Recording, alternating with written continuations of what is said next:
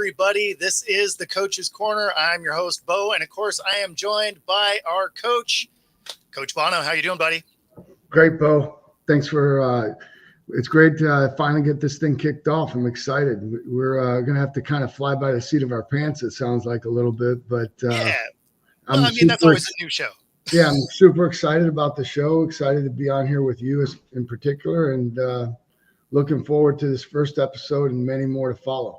Absolutely. So we do have a guest coming on today, which is going to be awesome. We got the head coach of the DC Defenders UFL team, but being our first show, let everybody know who you are that hasn't seen you before. All right, Coach John Bonamigo, retired, 20 years in the National Football League, 6 franchises, 3 of them twice. So a total of 9 jobs. So, I'll start with the ones that I was with twice.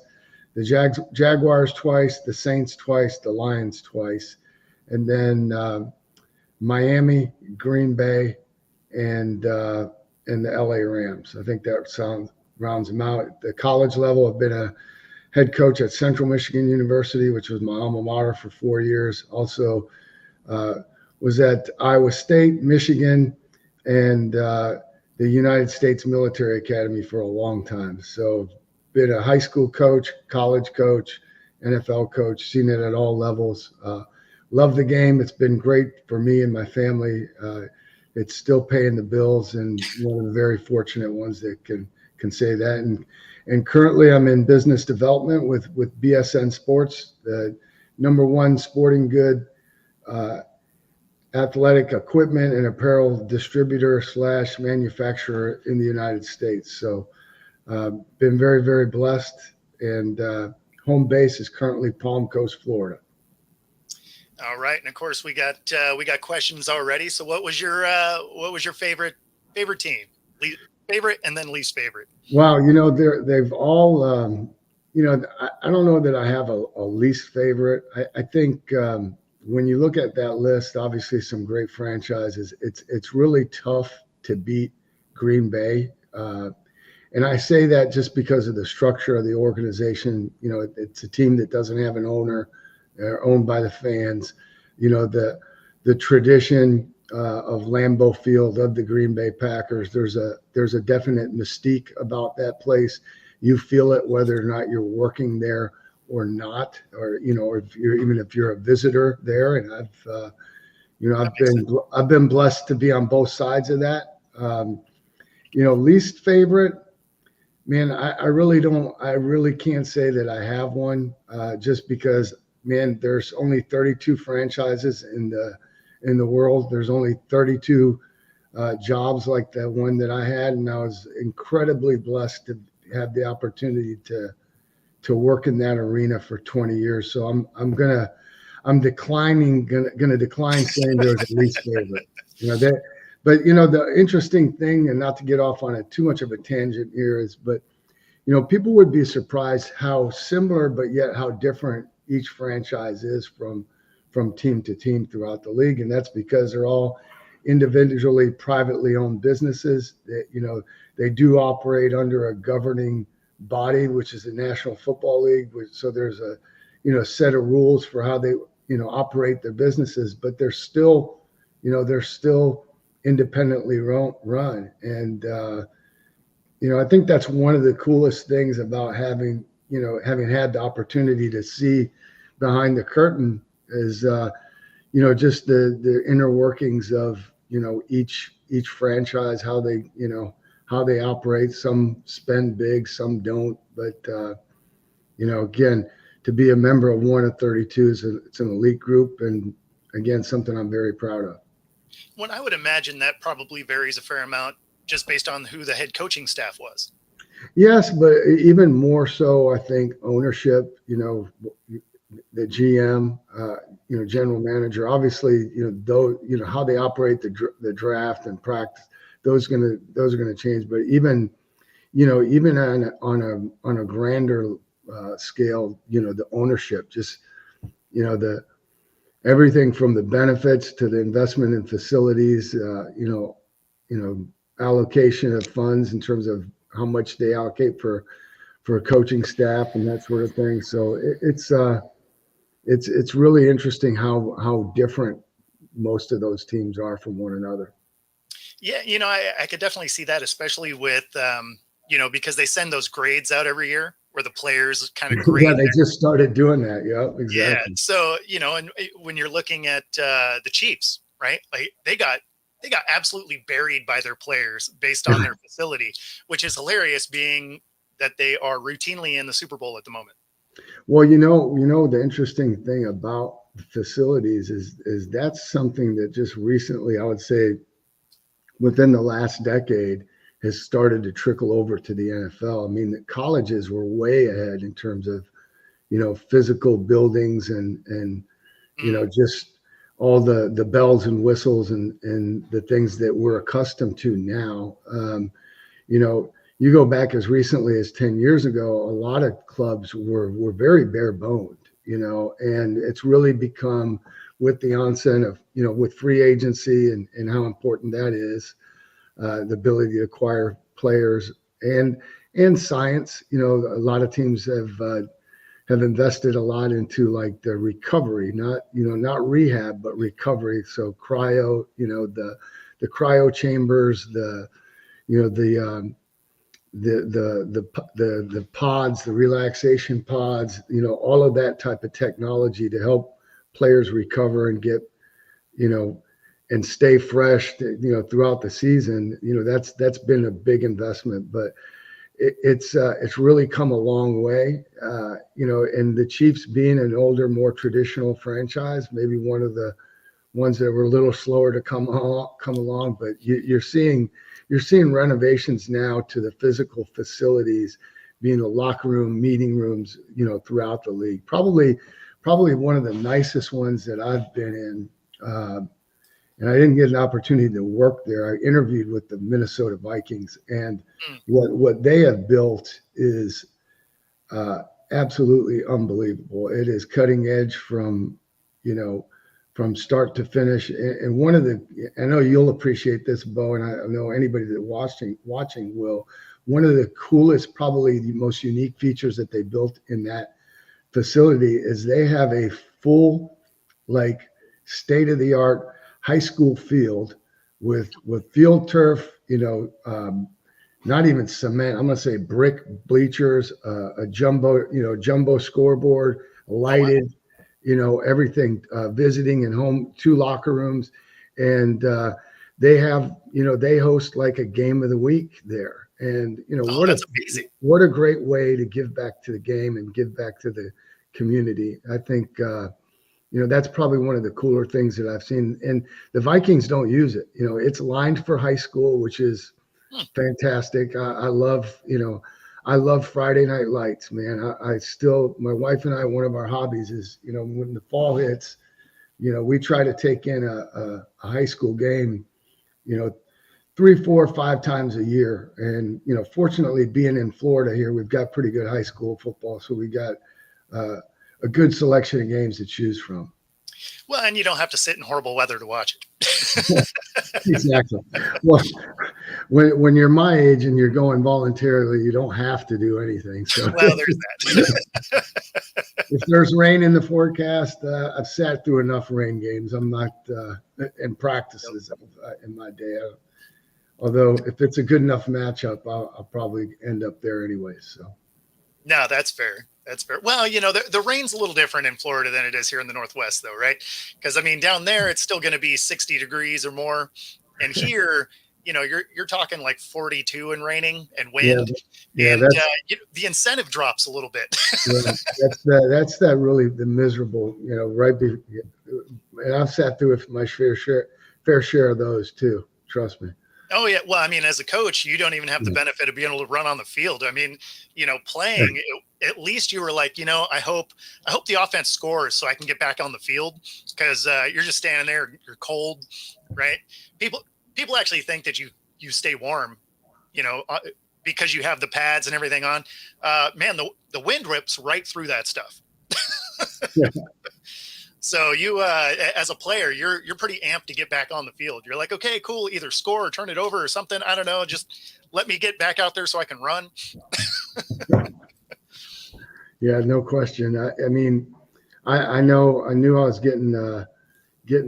starting to get soft my last years there at Iowa State. Man, we had some cold evenings, and I was finding that sideline heater just like the players. So, No doubt. So we do have a couple other good questions in here. We got, what team role do you think was most impactful for you? I would say my first one, with the Jacksonville Jaguars, certainly because of a big part of that because of the head coach that brought me in the league was Tom Coughlin. You know, it's a big jump going from college to even major college to the NFL, and it's not even the X's and O's. I remember on my interview, Coach Coughlin saying to me, and I didn't understand what he was talking about at the time, but he said, John, there's more parallels between the NFL and high school football than there is between the NFL and college football. And, I kind of filed that away, and it really wasn't until after training camp when we started to cut the roster down and get into the prep for the regular season that I really understood what he was talking about. And he's really talking about the sizes of the rosters. In college football, typically your major college team is going to have at least 120 players on the roster, maybe more than that once school starts and they can add some more walk-ons. So, typically, unless you intentionally script periods where you're going to go good on good, which a lot of teams do that around the country. We certainly try to do a portion of it when I was at Central Michigan, but the offense isn't seeing the defense. They're on opposite ends of the field. They each have their own, scout teams, and where in the NFL, it's more like, you have to service one another. So, you have a 12-play offensive period and followed that up by a 12-play defensive period. And, those corresponding players, a lot of them, except for your frontline starters, are going to have to serve as the show team for the opposite side of the ball. Certainly, you'll utilize every one of your practice squad guys, but there aren't enough of those to field a complete team. So, you're going to use, your sixth, your seventh, your eighth offensive lineman. Certainly your fourth, fifth wide receiver, your third running back. Those guys are going to, have scout team duties, throughout the course of practice. And so, your number of reps, the amount of time that you're on the field is a lot shorter. So there are a lot more parallels between college and pro. So, back to the original question, which was, which one was most impactful? That's pretty an easy answer. It was Coach Coughlin with the Jaguars for a multitude of reasons. No, I could see that. I mean, I much prefer the ones versus ones anyway. I feel like you're getting better work, right? Yeah, you get better speed, but again, it's you might be asking you're also looking for for details within that presentation for things that you might have in the game plan that your defense may not carry, or your offense. You can usually get to anything and everything, but in the NFL, I mean, you want to be very mindful of how many reps you put on guys throughout the week. There's a fine line between not enough and too much, or and the optimal number. Yeah, no, I mean, I could definitely see that. I mean, you don't want to wear guys out during the week. Yeah, it's a long season. People don't realize how taxing that is on those guys.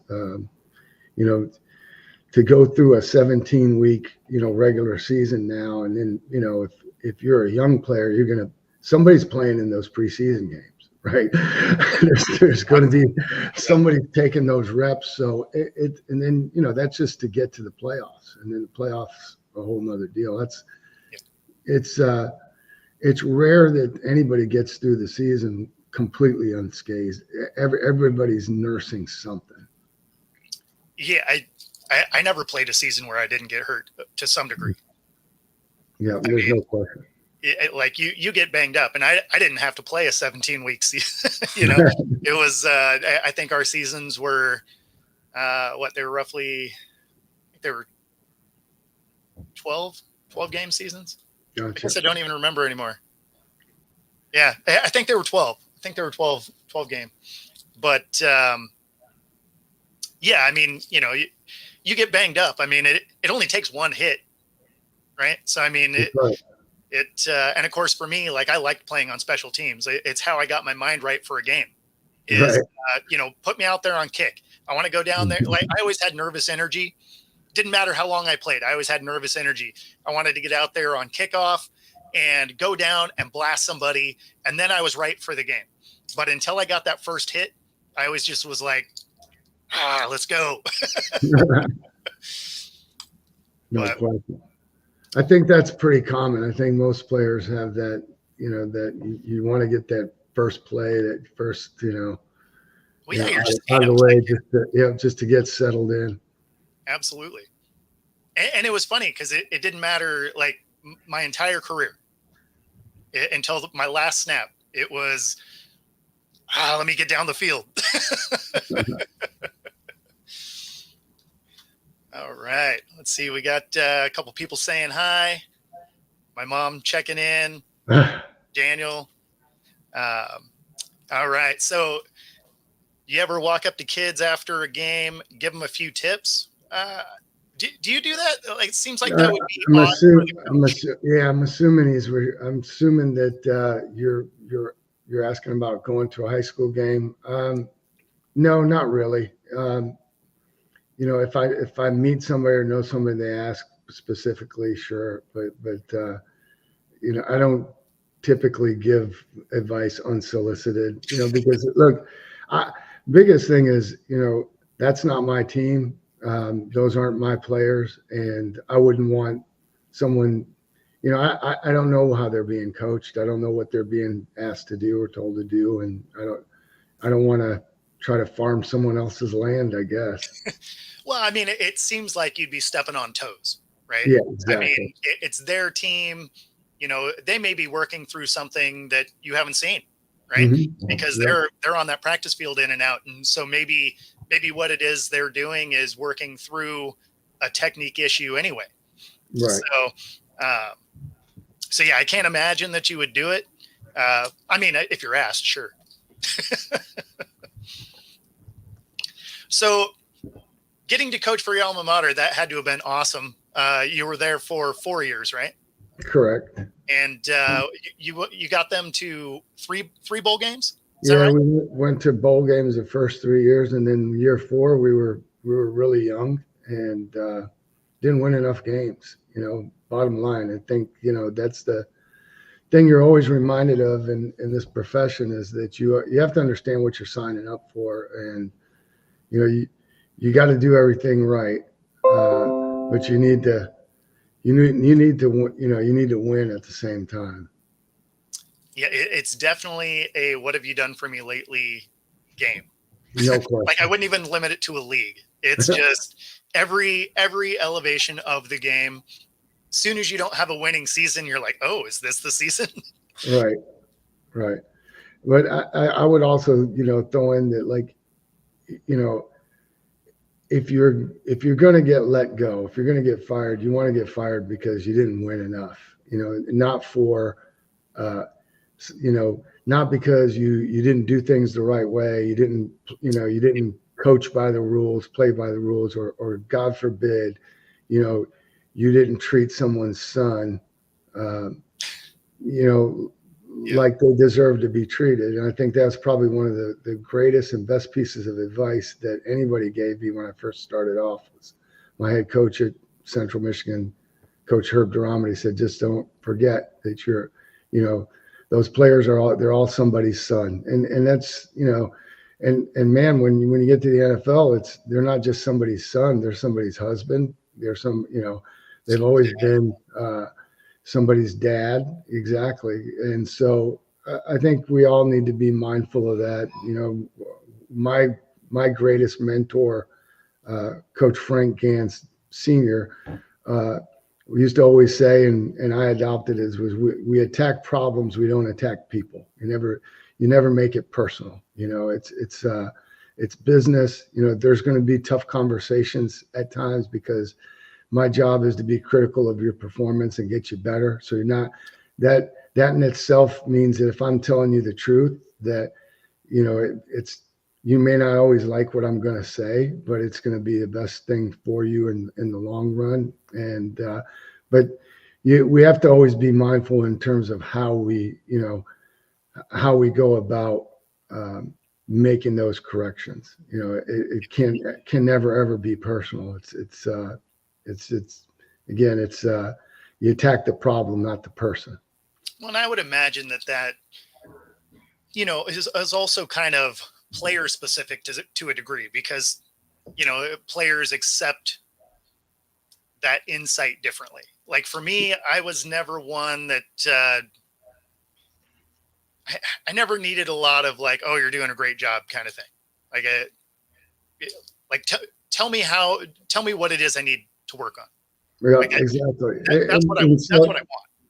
That's what, coaching is first and foremost. It's a teaching profession, right? You're a teacher first, right? And because it's not what it's what you can get your players to learn, and more importantly, get them to execute at a high level when it counts, on game day. And so, you have to keep in mind that everybody learns differently. And that everybody, if you have a team of 120, you have 120 different personalities. And, understanding and knowing your people is probably one of the most valuable things that you can learn as a coach, because you can't use the same approach with every single person. It's not going to work. You've got to be able to adapt to your circumstances and the individuals that you're dealing with. And now your core principles, your discipline, all those things, that's non-negotiable. You don't waver from that. You don't obviously never waver from your team rules, but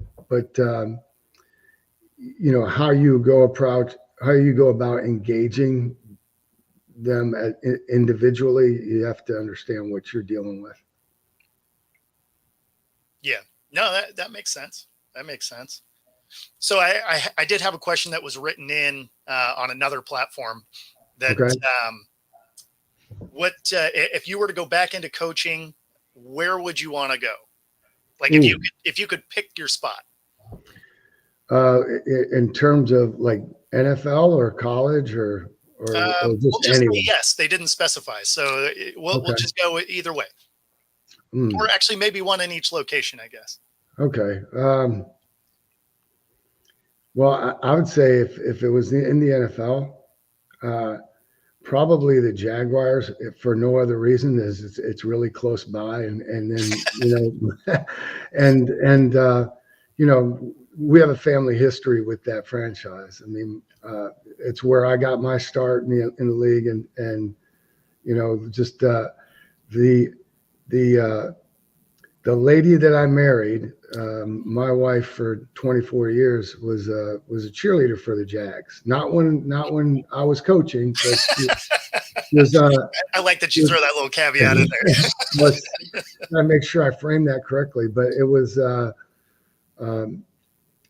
She was a member of the inaugural staff, inaugural roar. So, again, there's a lot of we'll always be Jaguars. So that one's easy. College, I'd probably say if I could pick a college job, probably Michigan. And again, comes back to family. Our oldest son's in school there, is in dental school there. So if I was going to choose to work out of college, I'd want to be somewhere near family.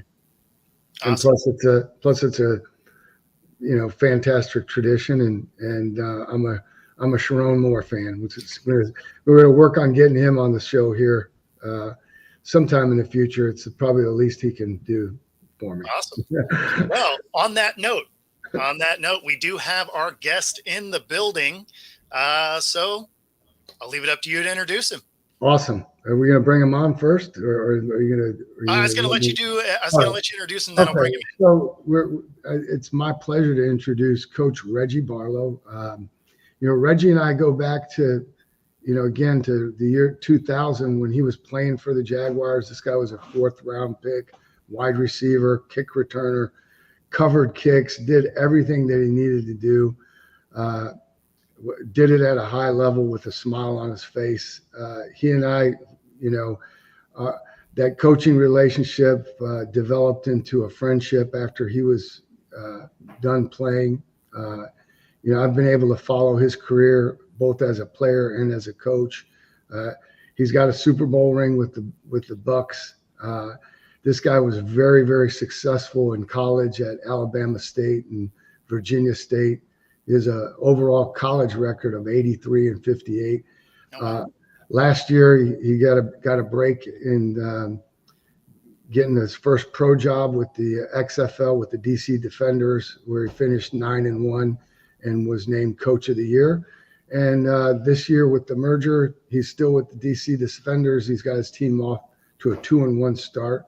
And it's Awesome. just a great pleasure for me to have him on, to be able to talk about him, to have had the opportunity to work with him, and to call him my friend. It's my pleasure to introduce Coach Reggie Barlow. How's it going, Coach? How's it going? I appreciate that. How you guys doing? Reg, Excellent. I'll take that. You can send me that check later on. Yeah, you did Absolutely. awesome with that. I appreciate it. Well, you know how I feel about you. That's all real. That's real love. This guy, first and foremost, Reggie's a fantastic human being. He cares about his players, going to do things the right way.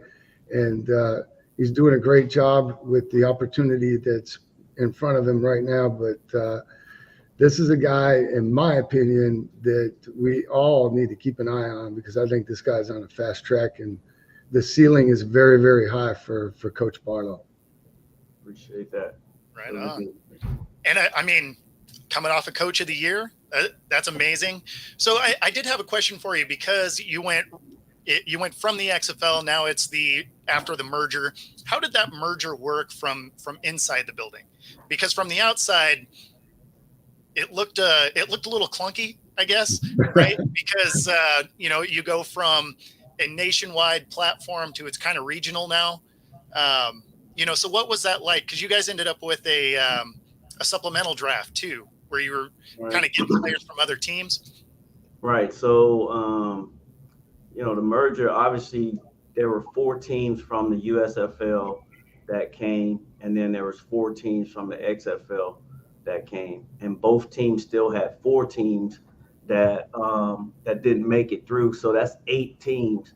So they had a supplemental draft for just those 8 teams that wasn't brought along for the merger. So there was a lot of really good players, guys that played, for Seattle and Florida and some of the other one of the Houston teams. So there was a lot of talent still left out there. I think it added to the parity in our league once we added those other players from those teams, and it's made the league better and obviously more competitive. Yeah, no, I could see that. It would be. It's unfortunate that they trimmed it so much. Like I figured they were going to lose a couple of teams, but limiting, kind of removing the 2 coasts was surprising to me.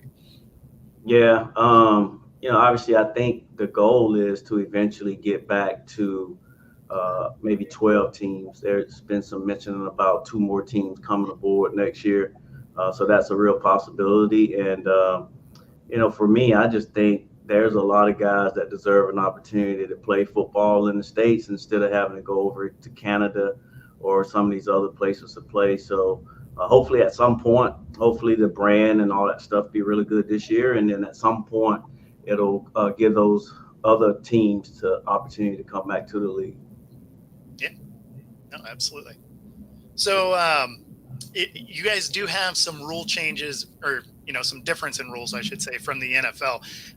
What is your take on the not having the chain gang, where you got the 4 cameras that kind of pinpoints where the ball is. Has that worked pretty well? I mean, it almost seems like it would be a little more accurate. Yeah, I mean, and the thing about this league and the NFL, I mean, all plays are being reviewed, especially the ones that are close. They're being reviewed, and but obviously our rules are different. We could go for one, go for two, go for three. If you're down or tied in the fourth quarter, you can go 4th and 12, which happened to us last week. Gave us an opportunity to stay in the game and win, and then of course. We kick off from the 20-yard line, which is obviously different to, right, really different. I mean, I like that though. Yeah. So, and then our gunners can't move, can't go downfield until the ball is kicked. No one can actually. So you guys are in the college rule as far as punt, or no? It's an extreme NFL rule. Yeah, it's that, and just so everybody knows back, that's watching, just so we're on the clear, the NFL rules, only the most outside two players, which are the gunners, can release on the snap. In college football, all 10 protectors can release as soon as the ball's snapped. So I didn't know that rule. Thanks, Reg. I mean, so it sounds like all 10 protectors have to can't release until the ball's punted. That'll help with the return game for sure. That's actually going to be the case this year with the NFL with their new kick rules. Is everybody's stuck? I mean, it's going to be even weirder because it was kind of the XFL hybrid where they're going to be on the opposing 40. All right. So it's going to be weird. It's going to be weird to see. Yeah, I think for everybody, the fans, I mean, obviously the XFL, we did that last year, and we're so accustomed to seeing the ball being kicked off, but I think everybody is wanting to see the ball return, right? These kick returners now, they don't have to really do any it's one of the reasons you had a job, Reggie. That's exactly right. Yeah, so definitely the fans pay to see the ball being ran and caught and people tackling. So I think that will increase. And for us, it was 90 something, 95% return with the kickoff team being on the opposing 40-yard line. So they'll get some returns this year. Well, yeah, because they have to land it in a target zone, right? So you don't get a fair catch it anymore. Touchbacks come out. I think it was like to the 35. 35 so, I mean, yard line. Right. You're definitely incentivized to return. Right. So there's some creative coaches in the NFL, special team coordinator guys like Bono was back in the day. So I'm sure they'll get extremely creative. I've had conversation with one or two of them already about their my thoughts on kickoff and what we do on kickoff return and that type of stuff. So should be fun for them. Well, and I mean, sticking with special teams, you guys across the league, you got some impressive field goal kickers. Opening weekend, you had like 3 different guys hit from 60 plus. Yeah, that was pretty cool. That guy hadn't kicked since high school. He made like a 63 or 64-yard field goal. So I was really happy. Hit another 60 pluser in week 2, I think. Yeah, I didn't know that, but he's lights out. They say he was coaching at one point, I guess, teaching and kicking and that type of stuff, and now he's making his way, and hopefully he'll get a chance to go up. I know our kicker, Matt McCrane, has done really well. We've called on him a good bit early on in this season. The other day, I think he had a 58 or something like that, 52. So he did a good job for us. It was windy out there, and he's done a good job for us. But yeah, there's a lot of really good kickers here. Last year we had, he wasn't a field goal kicker, but he was our punter, and now he's a starting punter for the Green Bay Packers, Daniel Whalen. That's great. Yeah. Speaking of that, that's one question that I had. I know it's early in the season. You've only played 3 games, but who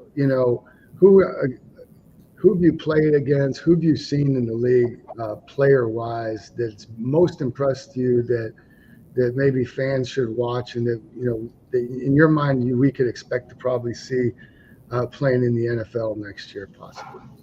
Yeah, I mean, on our team, we have some guys. I know last year we had a good bit of them signed. I still don't understand why our Jordan Tamu, our quarterback, hadn't had an opportunity to go and get picked up or stick. I mean, I'm sure could surely be a 2 or 3 in the NFL, and we're hoping that happened for him this year. Early on this season, I know. And names, I mean, Vic Beasley, who was in the NFL for a little while, is a solid player. We just played them against. He plays for Arlington.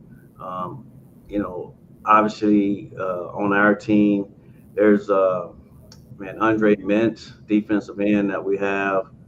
That's a really good player. We have Ty Scott, as a young receiver that has had some time in the NFL in camp. Wait a minute. Ty Scott from Georgia? He went to he ended up at Missouri State over with Bob Petrino. Yeah, but I think is that did he start off at Central Michigan? I think so. Yeah, he did, huh? Yeah. Make sure you tell him Coach Bono said hello. I will do that. Hey, Reggie, that kid's a freak. I watched him play high school basketball, and we already liked him. He was one of those county schools in Georgia that's like, right. I think it was Georgia. It might have been. No, he was from South Carolina. He was from South Carolina. Yeah, but he's going back 7 or 8 years. But like he had like the game I went to. He dunked. He had 4 dunks in one game. Yeah. And I'm not talking like just breakaway, fast break. These were like, from the top of the key over the top of somebody. I mean, he's legit. Yeah. He's young, man. He's young, but it's showing now over these last few weeks. Like he's developing, he's growing. He's taking ownership of. I'm glad he's with you. Glad he's with you. We're expecting him to really explode on the scene. Please tell him I said hello and send my best. Yeah, I will do that. We will do that, man. Yes, sir. It's a small world, Bo. Yeah, it is. It is. We're all connected by the white lines, man. Absolutely. Passion, right? Yeah. Yep. No, it's always one of the things that I laugh when I hear ex-players that are on TV, right? Because they're just like, oh yeah, I left it out all on the field and all of that. And I mean, if my knees would let me do it, I'd lace them up today. Like, I don't know what they're talking about. That game never leaves you, really. Right. Yeah, I agree. It's you've been playing. I know I started football early on myself, 7th grade, and then you play until I think I was maybe 32 years old. So, and you still have that itch. So, right, you get into coaching, and that's a way to stay around. I mean, it's nothing like playing the game, but this is a close second, being able to coach and have an impact, and putting a game plan together and then going out and see how that thing works. So it's exciting. Yeah, no, I mean, it's definitely like I laughed when I watched Hard Knocks, right, with Dan Campbell, right, because he's out there doing up downs and stuff. I'm like, yeah, I could see that. Correct. As long as you still can, anyway. Right on. So I did have some X's and O's questions for you. So you're coming in, you're 2-1, but you do sit with a negative point differential. What do you see on defense that to help kind of fight some of that? Yeah, well, I mean, we've obviously the other teams have had something to do with it, but we've just not done the fundamental things right. I mean, the difference between a good defense and good defense and an average defense is tackling, and we just haven't done a good job of tackling. This past game, they were 13 for 18. How about that for a 3rd down percentage, right? So they had all of those extra possessions, But so yeah, we got to tackle better. We've had a few blown coverages in the first 3 games, so we're hoping to improve on that. I think once we get that corrected, our defense will get back to playing with the confidence and with the style of the brand of play that we want them to do. So that's a work in progress. We've so far this week done some good things. Definitely have worked on tackling, and looking forward to seeing the guys go out and show that we can tackle the ball. So do you have the same limitations that the NFL does, where you're not really allowed to hit all that much anymore? Yeah, I mean, it's hard to do that. I mean, we have a 50-man roster. We only dress 42 on game day. So we try to simulate as best we can, right, with tackling rings and tackling circuits and that type of stuff. But actual taking a guy down, unfortunately, we're not able to do that. Reggie, do you guys have a practice squad as well, or no? No practice squad, yeah. So 50 guys. That's 50 guys. That kind of goes back to, before you came on, one of the questions, I don't remember what it was, but I got on a tangent. I was telling everybody that the thing that Coach Coughlin told me on my interview was that there are more similarities between the NFL and high school football than there are between the NFL and college football. And I filed that away, and I didn't really realize what he was talking about. And it made sense to me once we started, after training camp, when the roster was cut down, because you just don't have the bodies. And, as a college coach, offense and defense rarely comes together, unless you're on opposite ends. And obviously you have to service one another. Yeah, we have to. Yeah, we have to be extremely creative with reps and how we practice, giving the guys time. Never have 2 team periods back to back, because you don't want the O-line guys. So it's a team period, and then it's a 7-on-7, and it's a team period. It's a special teams. So we try to manage it like that. So the big guys are not going. So that schedule has worked out for us. I think our guys like it. And then, again, we start out with a higher number of reps on the first day of the week. And then we kind of work our way down, all the way down to, red zone, fast Friday type stuff. So have to be creative. Don't have a whole bunch of guys. We have walkthroughs and stuff like that. So we talk to our guys about being pros and knowing like some days we're going to have to take the shoulder pads off and just be in helmets and shells, and and it's their responsibility to be a pro, to make sure that they get what they need to be able to go out and perform. Yep, that's a great point. I mean, you have to get them to the game. You got to get them to game day. That's right. And then you don't want to kill. You got these coaches that'll kill guys in Indy, and then they can't give you nothing once it's right. Team and 7-on-7. So how many active on game day did you already say? 42. 42. So you have eight inactives on your 50-man roster. Okay. Yeah. It's tough. Yeah. It is. Yeah.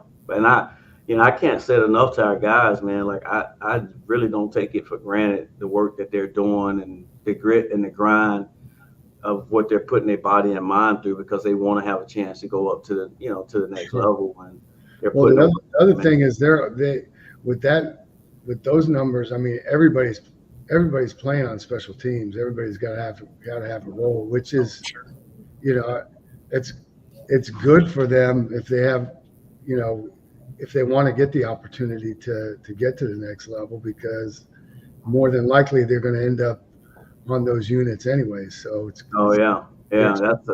that's one of the things we talk about, and that's a great point. Like 90% of the guys, if they get a chance to sign on, unless they're a quarterback or something, they better be a full phase type of guy to be able to make the team. So that's punt return, kickoff return, and then also being able to play their specific position. So we talk about that a lot. There's guys, Santos Ramirez is another young man that I think on our team, he's right at that age where he's a safety, big long kid, can run, smart, and play on all special teams, and you know he does a good job for us. So yeah, but there's a good bit of guys, and I'm sure like we played with Birmingham team this weekend, man. They got some guys that I think their D-line guys are pretty good, and most of these guys, Bo, have most of these guys either had a cup of coffee in the league, been to training camp, might have played a year or two. There's a handful of guys that played 3-4 years.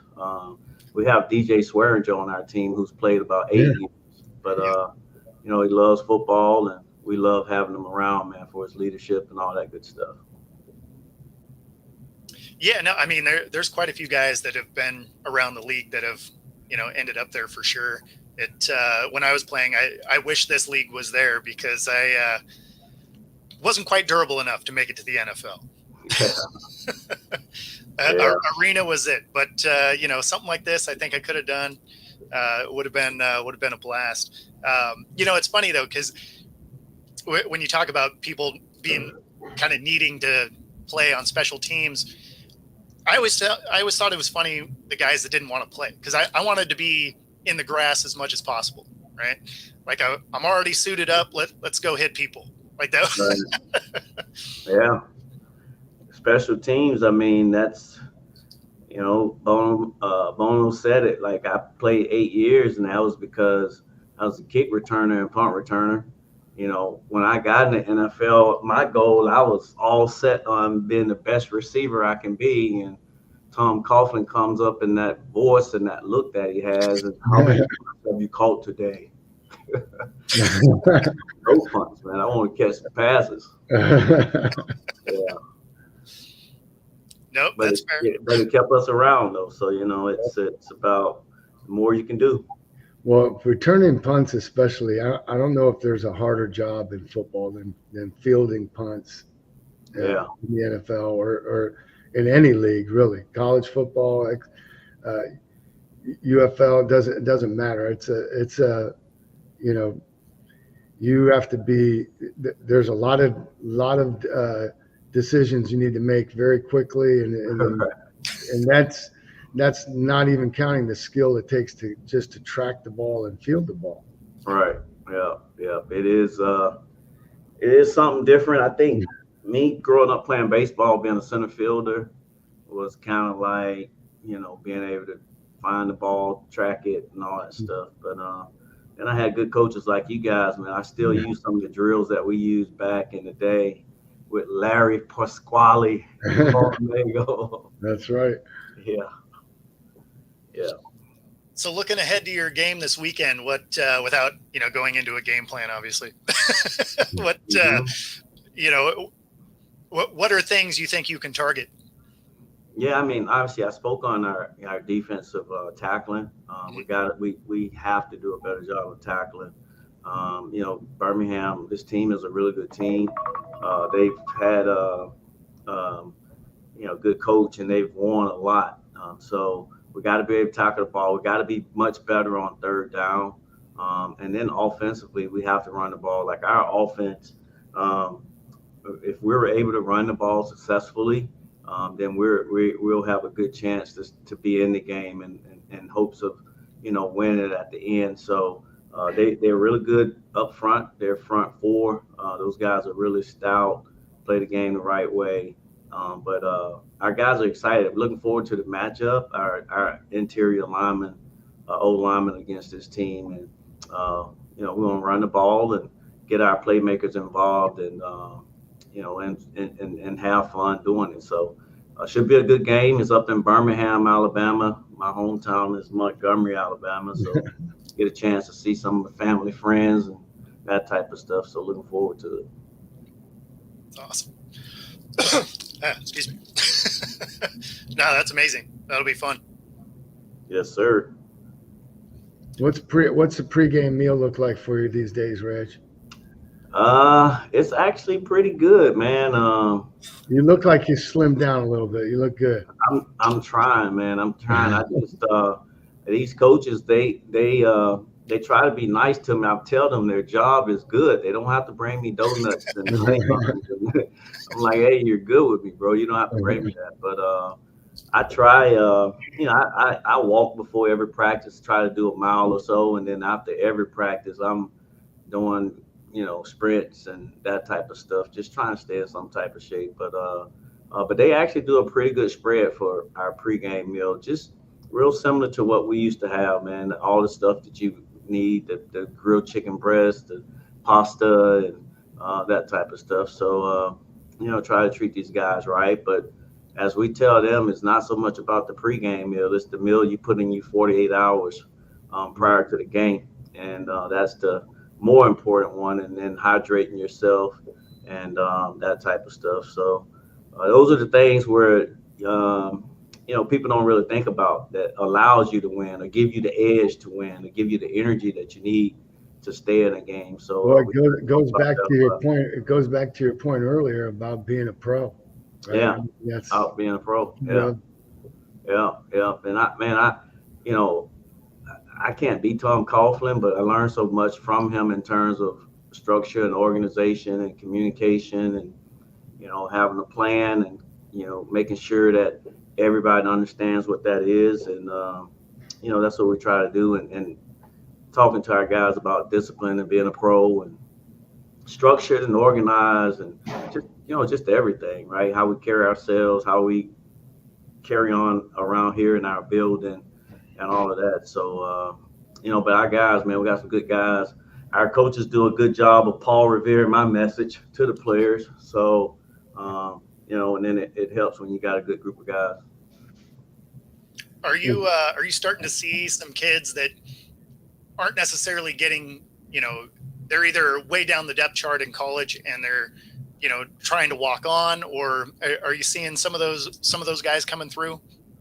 Oh yeah, we get hundreds of emails and guys will find you on. I could post some on social media about it might be happy birthday to my mom, and then somebody's gonna click on the reply like, I'm a dog, coach, come get me.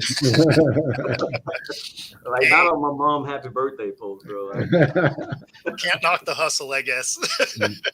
I'm not mad at them at all, man.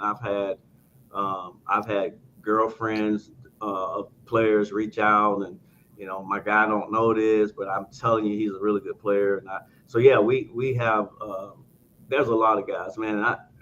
I love the fact that guys have a passion for football and want to play, and to the point that we all made. Hopefully, we'll get more teams.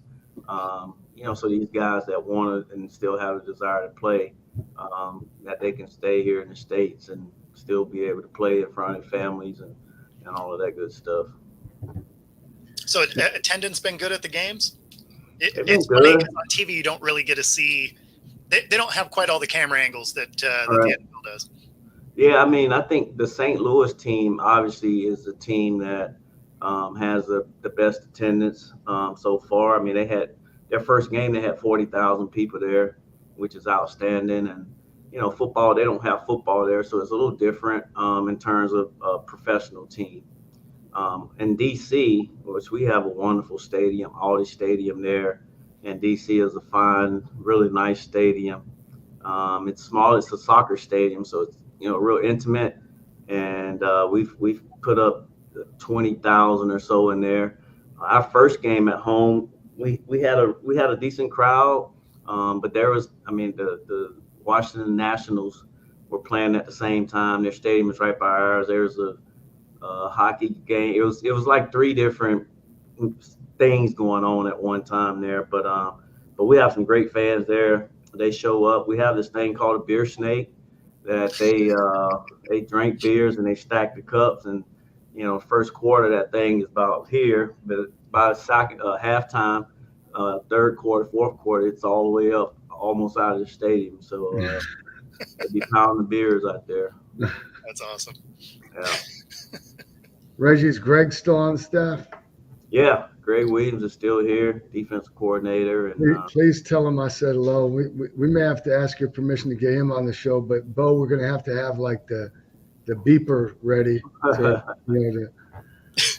Yeah. Yep. Yeah, Greg's been known to drop an F-bomb here and there. That is the plus side to being on Roku and not on national TV is we can get away with that. We don't have the FCC rules that they do. You have to be a little bit careful in some areas, but not there. Well, he would love to come on with you guys in since you have it like that, because and he actually has a podcast now. Him and his son.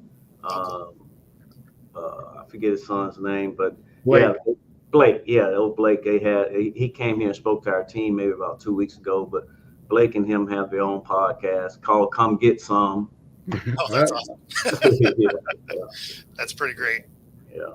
So he's been good, man. Greg, obviously, all those years of coaching, being a coordinator, being a head coach, and he's seen it and seen a lot, right? Yes. And so it's been cool to be able to bounce stuff off of him, and stuff that he's given me. Real smart guy, and really good football coach, and he's been good for us. Good deal. He keeps us laughing, I can tell you that. Oh, I know that. I love him. Right. All right, you got one more for Coach. Coming up close to the end of the hour, so I'm good. I'm just happy he was able to join us. Thanks for taking your time out of your busy schedule. I know you're busy, and it's great to see you. And hopefully, I'm trying to catch one of your games this fall. Yeah, man, that'd be great, man. This spring. Yep. Thank you. Right. Gotta get used to saying that. Thank you guys for having me on, man. I'll make sure I tell Ty Scott I saw you, talk to you, and great meeting you, Bo. And I'll make sure I tell Greg that you guys want to get him on the show. Sounds great. Yeah, have to have you back on as the season goes on. Right on. I appreciate it, man. Anytime. Awesome. Have a good one. Thanks, Reggie. Yep. See it. That's awesome. What a great first guest. Absolutely. That's awesome. I'm really looking forward to, kind of seeing their league progress. I really want one of these spring leagues to really work. I think they're smart. I think they made a really good decision in merging those two leagues so that they're not competing against one another. And I think, your biggest challenge, biggest obstacle anytime you're trying to start a new league like that is obviously the finances. Where are you going to get funding? What can you negotiate TV wise, that sort of thing.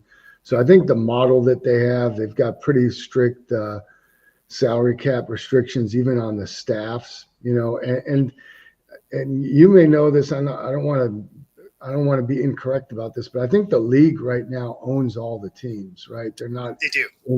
So, to have, league ownership of all the teams at this point in the game, I think is also very wise. They've got some rule differences to make the game unique and a little bit more interesting on their part, which, again, I think is a positive, something that works in their favor. And, no one else is playing right now. So, I mean, those of us that are football hungry and really, love the game and are going to watch it whenever we can, it's a great alternative. And I think it is an excellent opportunity for young players and coaches to prove themselves and hopefully set them for an opportunity to play in the NFL and fulfill all their dreams. And if they don't get there, at least they had an experience of playing professional football. Exactly. Yeah. No, it's going to be cool to watch. If you are watching on YouTube, on Roku, Spotify video, thanks for tuning in to our first show here. And of course, we will see you again next week. And Coach, it's been a lot of fun, man. It has been a blast. Thanks, Bo. It was a great first show. And everybody out there, thanks for tuning in, and keep an eye on us. We have a lot more exciting guests coming up here in the future. And, thanks again to Reggie for joining us. He did a fantastic job. Can't think of anybody that would have been a better guest for us for our very first show. Absolutely. Awesome. Be sure to tune in next week.